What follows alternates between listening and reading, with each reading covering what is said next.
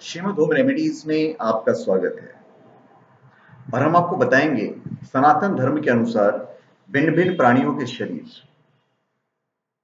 सनातन धर्म यानी कि हिंदू धर्म सभी जानते हैं कि वैज्ञानिकता से ओतप्रोत है। बहुत से ग्रंथों और दर्शनों से भरा हुआ हमारा धर्म बहुत ही विशाल है। भिन्न भिन्न प्राणियों के शरीर, जैसा कि वैशेषिक दर्शन में लिखा है, दो प्रकार के होते हैं। एक योनिस जो माता पिता के अंग से उत्पन्न होते हैं, जिसे मैथुनी सृष्टि कहते हैं। दूसरा अयोनिस जो बिना माता पिता के संयोग से उत्पन्न होते हैं और जिसे अमैथुनी सृष्टि कहते हैं। समस्त प्राणी जो जगत में उत्पन्न होते हैं उनकी उत्पत्ति चार प्रकार से होती है। पहला, जरायुज, जिनके शरीर जरायु से लिपटे रहते हैं, झिल्ली से लिपटे होते हैं और इस जरायु को फाड़कर उत्पन्न होते हैं, जैसे मनुष्य, पशु इत्यादि। फिर एक होते हैं अंडज, जो अंडों से उत्पन्न होते हैं, जैसे पक्षी, सांप, मछली इत्यादि।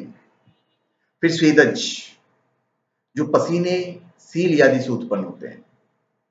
और चौथा है उद्विज, जो पृथ्वी को फाड़कर उत्पन्न होते हैं, जैसे वृक्ष इत्यादि। इनमें से अंतिम दो की सदैव अमैथुनी सृष्टि हुआ करती है और प्रथम दो की मैथुनी और अमैथुनी दोनों प्रकार से सृष्टि हुआ करती है।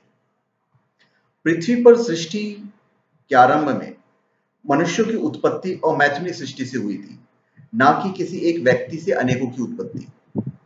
क्योंकि यदि ऐसा होता तो सभी मनुष्यों में इतनी विभिन्नताएं ना होती और आज की भाषा में डीएनए में इतनी भिन्नता ना होती। डीएनए समान होता। एक किसी ने लिखा था कि because the Y chromosome is transmitted from a father to all his sons, फिर तो सबका डीएनए सेम होता ना।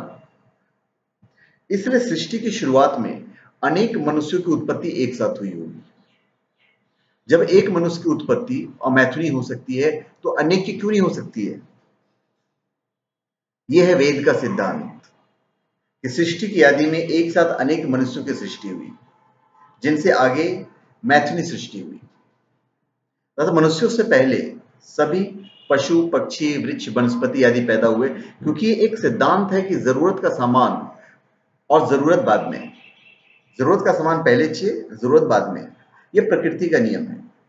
जैसे चलने से पहले धरती बनी, देखने से पहले सूरज है, प्रकाश सुनने से पहले कान, लिखने से पहले कलम, सुनने से पहले कान। स्याही इसी तरह मनुष्य के जीवन का संबंध पशु, पक्षी, वनस्पति, पेड़ पौधों पर निर्भर है। इसलिए मनुष्य को इनकी जरूरत है। अतः यह जरूरत का सामान पहले उत्पन्न हुआ, बाद में मनुष्य।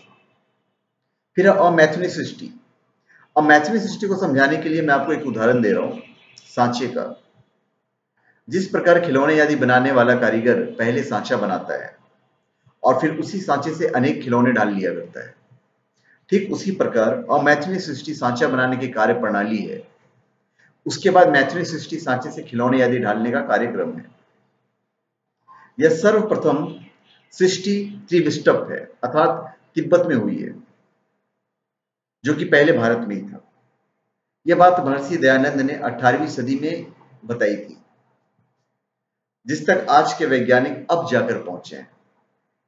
जो वैज्ञानिक पहले उत्तरी दक्षिणी ध्रुव पर जीवन की शुरुआत मान रहे थे, इससे पता चलता है कि धीरे धीरे आधुनिक विज्ञान वैदिक विज्ञान के करीब आ रहा है।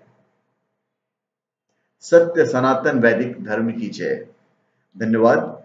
आप हमारे चैनल पे सब्सक्राइब करें और अपने कमेंट दीजिए। धन्यवाद।